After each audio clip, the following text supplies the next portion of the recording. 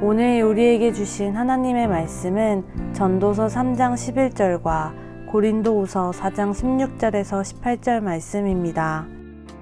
하나님이 모든 것을 지으시되 때를 따라 아름답게 하셨고 또 사람에게는 영원을 사모하는 마음을 주셨느니라. 그러나 하나님이 하시는 일의 시종을 사람으로 측량할 수 없게 하셨도다. 그러므로 우리가 낙심하지 아니하노니 우리의 겉사람은 낡아지나 우리의 속사람은 날로 새로워지도다.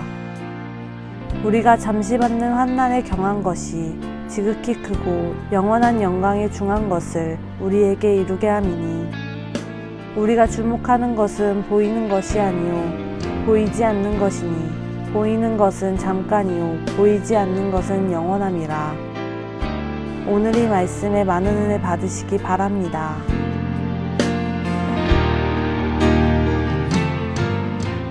성경은 인생에 대해서 아주 분명하게 정의하는데요.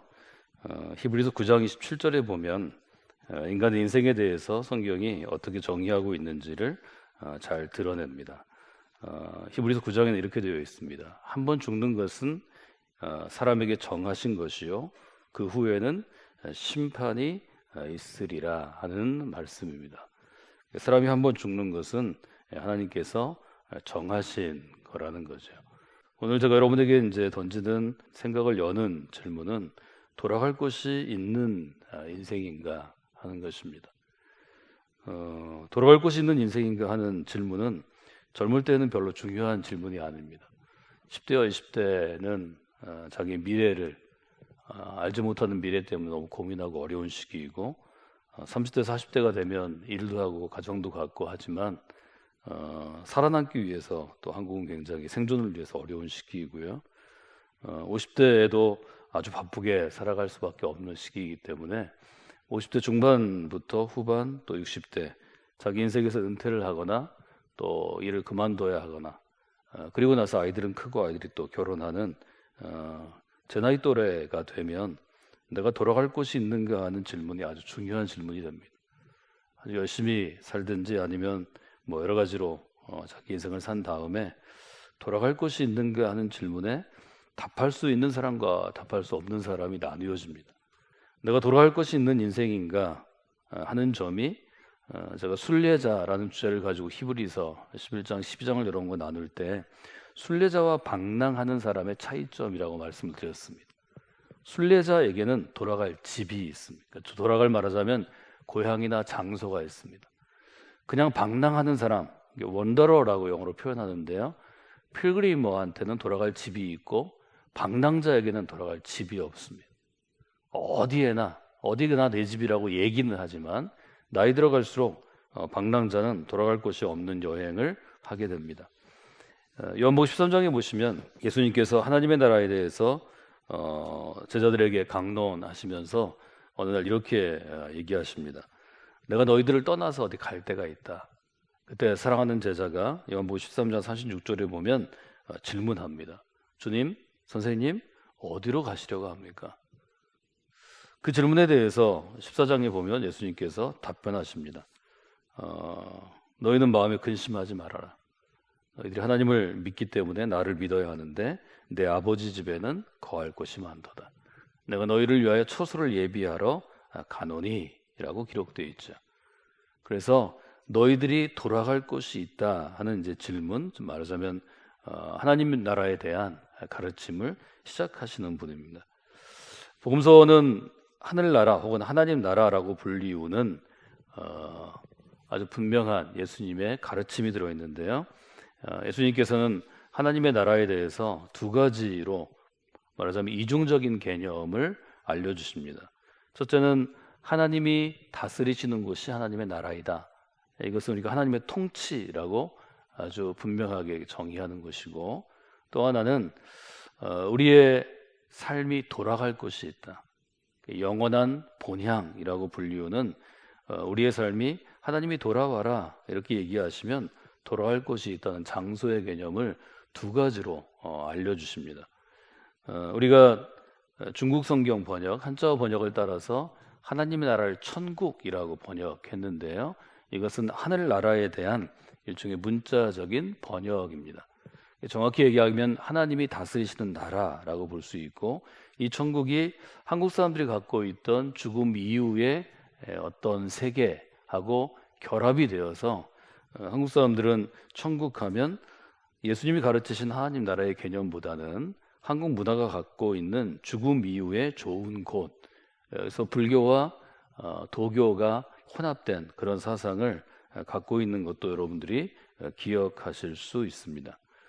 그래서 예수님께서는 제자들에게 아주 분명하게 천국은 하나님이 통치하시고 다스리신, 맞으면 영향력을 미치는 곳이기 때문에 너희가 지금 나와 함께 있는 여기가 천국이라고 분명하게 얘기하십니다. 천국은 예수님과 함께하는 지금, 여기서부터입니다. 그래서 지금, now라는 우리가 영어를 쓰고요. 여기서부터, from now입니다. 이것이 이제 신약적인 개념에서 굉장히 중요한 개념으로 20세기 후반에 정착이 됐고요. 또 하나는 그러면서도 죽음 이후의 삶을 늘 사람들이 궁금해했기 때문에 죽음 이후에도 우리가 가야 할 하늘의 거처가 있다라는 말씀을 분명히 해주셨고, 바울은 이 부분을 이제 교인들한테 설명해야 될 목회자가 되었기 때문에 이 부분에 대해서 우리가 함께 읽은 고린도후서 4장과 5장에서 얘기합니다.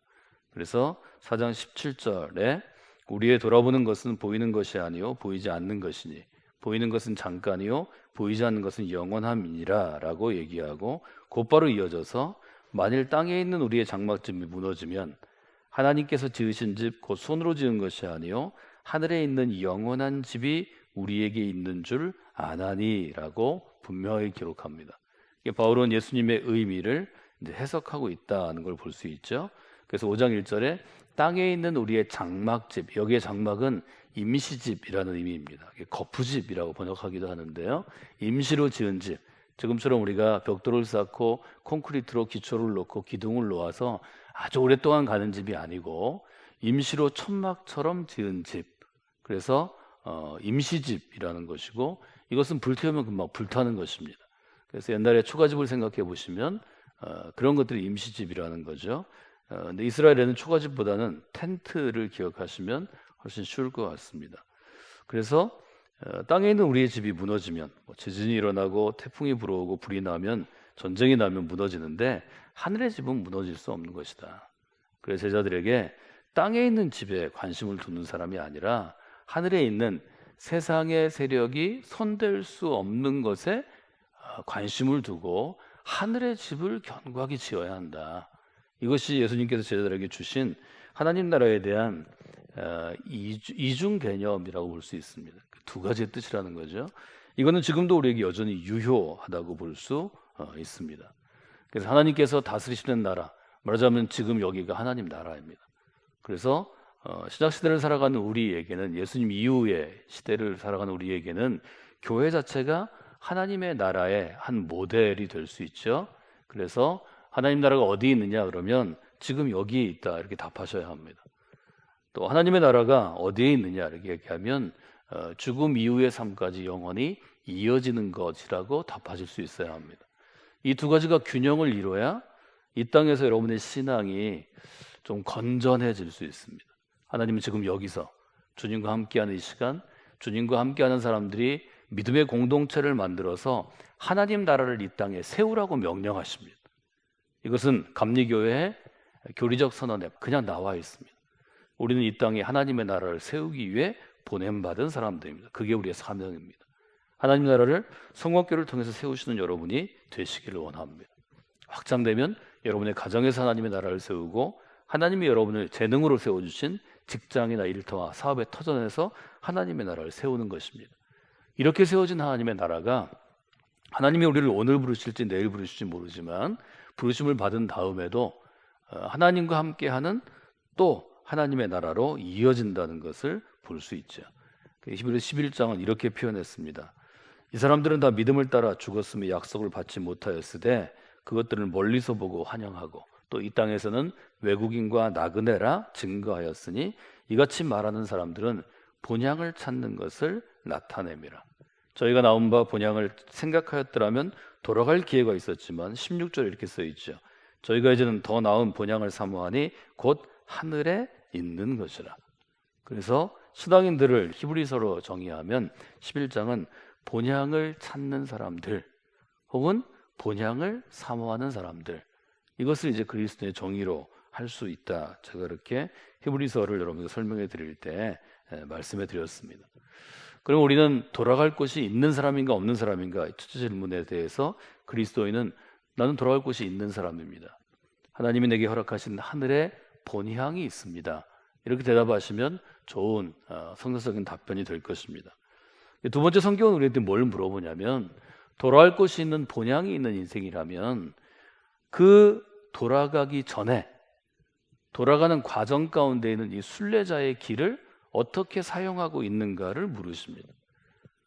하늘에 있는 본향을 향해 우리가 나아가는 사람들이라면, 우리가 죽은 다음에도 하나님 부르시면 돌아와라 그러면 돌아갈 곳이 있다면 이곳에서는 내 인생은 어떻게 사용하고 있는가 하는 게 중요하다는 거죠. 히브리서 9장을 저희가 인용했는데요. 한번 죽는 것은 사람에게 정하신 것이고 그 후에는 심판이 있다 하는 이야기를 우리가 한 번 더 생각해 볼 수 있겠습니다. 어디에 사용할 것인가에 대해서 오늘 저는 이런 일종의 성서의 도전 또 신앙적인 도전을 여러분이 마음 가운데 한 번 더 두시면 좋을 것 같습니다. 7일에 한 번씩 우리가 주일 예배를 드리는 것은 바로 이 인생을 어디에 사용할까 하는 것에 대한 좋은 일종의 답이 될 수 있다 하는 생각을 하고 있습니다. 저는 여러분들에게 영혼을 준비하는데 우리의 인생을 사용해 난다 하는 말씀을 계속해서 드렸습니다. 전도서 3장은 때에 대한 구절입니다. 1절부터 10절까지는 1년에 여러 번 인생의 의미에 대해 생각할 때 한 번씩 꼭 설교하는 구절인데요. 그 구절의 마무리를 지면서 11절에 이렇게 되어 있습니다. 1절부터 10절까지는 세상에 모든 때가 있다 하는 거죠. 웃을 때가 있으면 울을 때가 있고, 심을 때가 있으면 또 뽑을 때가 있고 하는 때에 대한 일종의 문학적인 기교고요. 11절에 이렇게 되어 있습니다. 하나님이 모든 것을 지으셨는데 때를 따라 아름답게 하셨습니다. 첫 번째 요약이고, 두 번째는 사람에게 영혼을 사모하는 마음을 주셨습니다. 때에 대해서 우리가 경험하며 살아가다 보면 영혼을 사모하는 마음을 갖게 되는 것이고, 때에 대해서는 그 일의 시종을, 시작과 끝을 사람으로 측량할 수 없게 하셨습니다 라고 분명하게 얘기합니다. 제가 케네디의 암살 사건 1963년 11월 22일 텍사스 댈러스입니다. 암살 사건이 있을 때 빌리 그리함이 그날 일종의 메모한 빌리 그리함의 자서전을 계속해서 여러분에게 인용해 드렸습니다. 빌리 그리함 목사님이 1963년 국가 조찬 기도회에서 기도했는데 그때 케네디가 참여해서 설교를 들었는데 그 설교의 제목이 영혼을 준비하라 였습니다. 그리고 케네디는 빌리 그리함에게 이 설교를 놓고 좀 얘기하기를 청하는데 빌리 그리함의 감기가 심하게 들려 있어서 대통령의 감기 옮길까 봐 다음에 하자고 미뤘습니다. 그리고 그 가을에 11월 22일에 암살돼서 그때 46살이었는데요. 46살의 젊은 리더가 영혼을 잘 준비하지 못했다고 아마 빌리 그리함은 생각했던 것 같습니다. 영혼을 준비하는 일은 미루어서 되는 일이 아닙니다. 이 자리에 함께 하신 여러분들이 또 영상으로 이제 이 설교를 함께 나누시는 분들이 이 말씀을 나눈 이 순간에 나는 지금 영혼을 준비해야 되겠다 결심하시고 하나님께 구하셔야 합니다. 하나님, 제가 영혼을 준비하기를 이 시간에 원합니다. 언제 우리가 돌아갈지 모르기 때문입니다. 그것이 영혼을 사모하는 마음입니다. 영혼에 대해서 제가 얘기할 때 청년들에게는 늘 도전합니다. 영혼을 준비하는 사람이 되어야 한다. 영혼을 준비하는 사람이 되기 위해서는 어떻게 해야 하는가? 더 정리해 보면 첫째는 하늘의 본향을 사모하는 인생을 살아가야 합니다.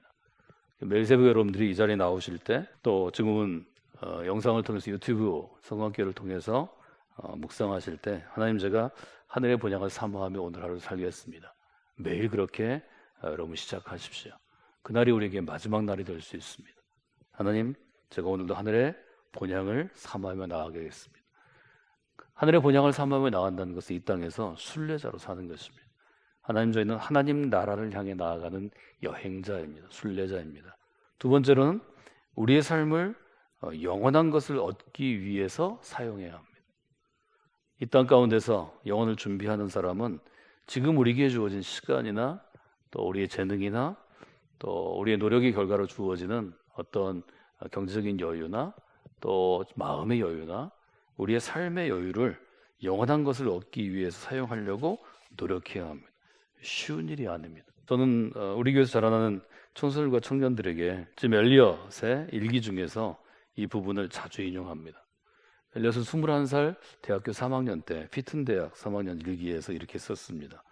영원한 것을 얻기 위하여 영원할 수 없는 것을 버리는 사람은 바보가 아닙니다. 어리석은 자가 아닙니다.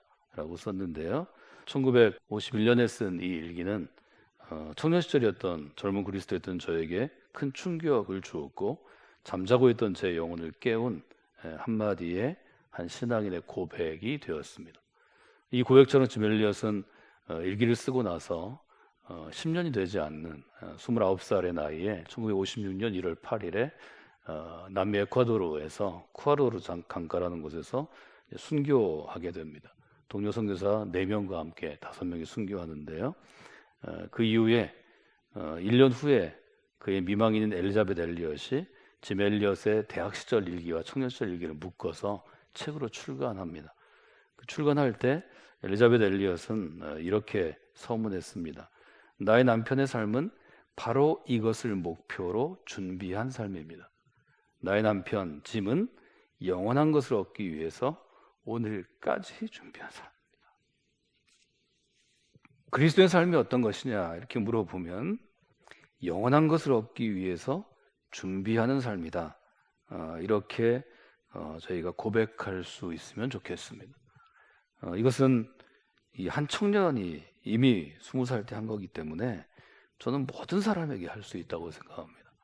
이 청년은 그때 자기 인생을 결정한 때도 아니었고 그냥 대학생이었을 뿐입니다. 열심 있는 그리스도인이었죠. 그럼에도 불구하고 이런 결심을 할 수 있기 때문에 이것은 뭐 신학 훈련을 받고 전문적으로 목회하는 목회자들, 목사님들이 할 수 있는 게 아니고 이것은 그리스도인을 향한 전 도전이라고 보고 이 도전이 사실은 1960년대 이후에 시카고에서 열리는 미국 전미 선교대회에서 수많은 청년들을 선교사로 헌신하게 한 도전이 되었습니다. 지금은 이제 일찍 순교했지만 엘리자베트 엘리엇은 평생토록 매년 동일한 메시지로 청년들에게 도전했고 이것이 사실은 수만 명의 선교사와 목회자를 20세기 후반 전 세계에 공급하는 샘물이 되었습니다. 저도 그 중에 하나가 되었습니다. 아마 그를 통해서 본 사람은 수십만을 아마 목회자와 선교사로 인도했을 것입니다. 이것은 매우 중요한 일이라고 생각하고 이 일은 뭐 큰 규모를 가진 교회나 아니면 대중적으로 알려진 그리스도인이 할 수 있는 일이 아닙니다. 저는 이것을 성령의 역사라고 생각합니다. 한 사람도 짐 엘리엇은 선교지에서 선교하지 못했습니다. 한 사람의 원주민도 전도하지 못했고 세례를 주지 못했습니다. 창에 찔려 죽었습니다. 근데 그의 삶이 많은 사람들을 구원하는데 쓰이는 것, 저는 이것이 십자가의 복음이라고 생각합니다. 우리가 볼 때 예수님은 위대한 분이지만 또 위대한 일을 행하셨지만 그 당시에는 유대교의 젊은 리더인 바울이 보기에는 어리석은 청년이었을 뿐입니다. 사울이라는 청년, 유대교의 장래가 촉망되는 청년이 볼 때는 사실 비슷한 나이죠. 그냥 예수님은 어리석은 청년, 세상을 모르고 종교를 모르는 어리석은 사람이었습니다. 그러나 그 어리석은 사람의 죽음이 아주 지혜롭고 유능하고 열정적인 한 청년의 삶을 또 바꾸게 되는 거죠. 이것이 교회 현장에서 또 주일의 예배를 통해서 또 여러분의 삶을 통해서 이루어져야 하는 일이라고 저는 생각합니다. 우리는 충분히 사람의 인생에 대해 설명할 만큼 지혜롭지 않습니다. 지성적이지 않습니다. 또 세상의 일들에 대해서 답변할 만큼 뭐 많은 지식이 있는 것도 아닙니다. 여러분이 유능한 언변이 있는 것도 아닙니다. 여러분이 누구를 설득할 만한 힘, 권위를 갖고 있는 것도 아닙니다. 여러 면에서 미숙하고 부족할 뿐입니다. 그럼에도 불구하고 영원한 것을 사모하는 마음이 여러분의 마음에 있고 그 마음이 꺼지지 않고 지속된다면 꺼지지 않는 하나의 불씨 아닌 불꽃처럼 하나의 모닥불과 같은 불처럼 남아있다면 그 남아있는 믿음이라고 볼 수 있는 그 남아있는 영혼의 중심 때문에 누군가가 영향을 받습니다. 저는 이것을 성령의 역사라고 부르고 싶습니다. 성령의 역사는 그런 것입니다. 영원한 성령의 역사는 어떤 것일까요? 영원한 성령의 역사는 돌아갈 곳이 없는 우리가 이 땅 가운데 그냥 장막집, 수십 년 살다가 무너지는 집을 갖고 사는 우리가 영원을 사모하게 된 것입니다. 이것은 성령이 일하지 않고는 불가능한 일입니다. 많은 사람들이 성령의 역사를 내가 증언할 수 있는가 이렇게 물어봅니다.